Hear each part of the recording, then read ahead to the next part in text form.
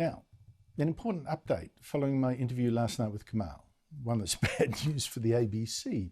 Kamal, if you're watching, you saw last night called out ABC broadcaster Phillip Adams for his cowardice, for not apologising to Kamal publicly for mocking him as Sir Donald Bradman's honorary white man, as if Bradman was a terrible racist and his friend Kamal was a racial sellout.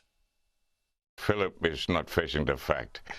He doesn't seem man enough to own it and just get over it.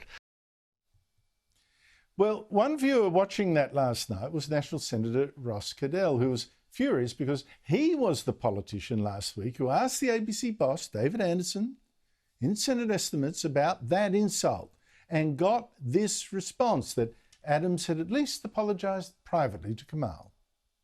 Mr Adams has written to Kamal apologising for that. Certainly an individual, in this case Kamal, was offended by that, but I think many other Australians were offended by that too. As Kamal told us last night, if Adams wrote that apology, Kamal never got it.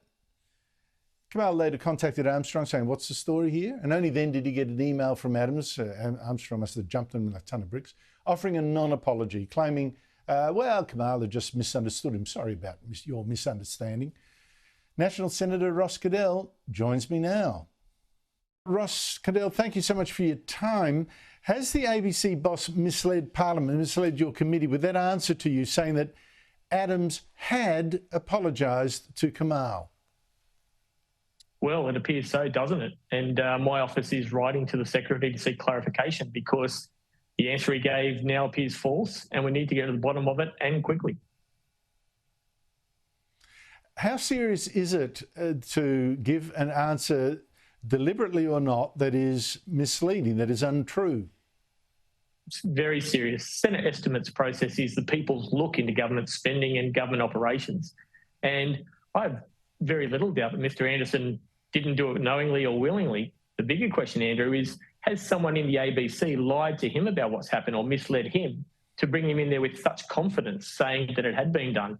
And if the ABC are treating the managing director or the general manager like that, what else is happening in that business?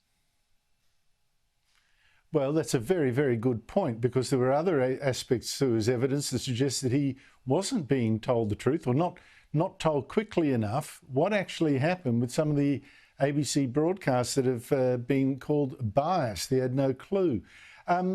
When you're asking him for an explanation, does he have to come to Parliament and in front of you guys again and say what the truth is? Well, unfortunately for Mr Anderson, he has to come anyway. We'll have other estimates later on the year. But this will go as a question of notice or a letter directly from the committee. And he should come forward. He should say what's happened, because we need to know.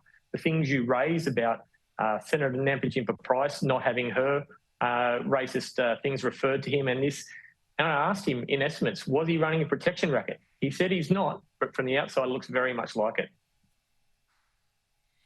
That Nampijinpa-Price thing was where the ABC had devoted something like 17 minutes of a show by Patricia Karvelas to sliming her and the Nationals, a tirade from Noel Pearson that was never questioned, never challenged, just to let go through to the keeper. I thought it was disgraceful. And he didn't even know about it. I can't believe it. I wrote about it in national newspapers. It was covered by The Australian, and he didn't even know what was going to air. I tell you what, you know, did it occur to you, Ross, that here we have the head of the ABC, who's supposed to be also in charge of the news, the editor-in-chief of all the news.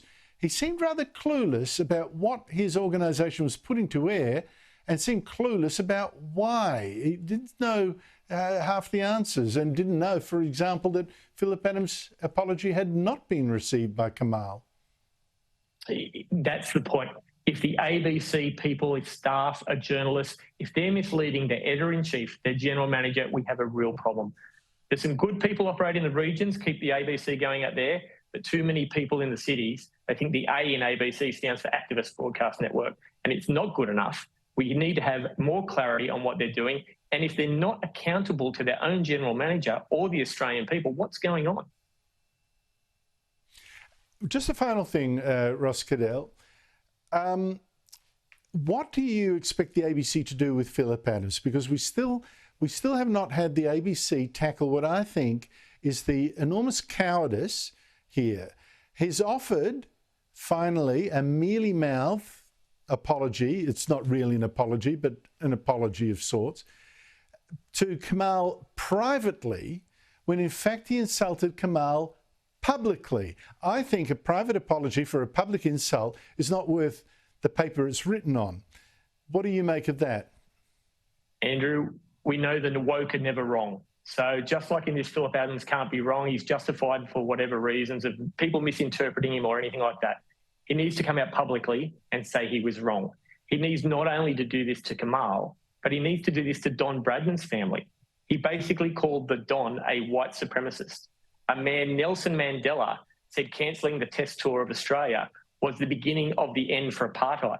He just, knowledge doesn't get in the way of beliefs with these people. He has to swallow his pride and take ownership of what he said. Well put. Ross Cadell, thank you so much indeed for your time. Thank you, Andrew.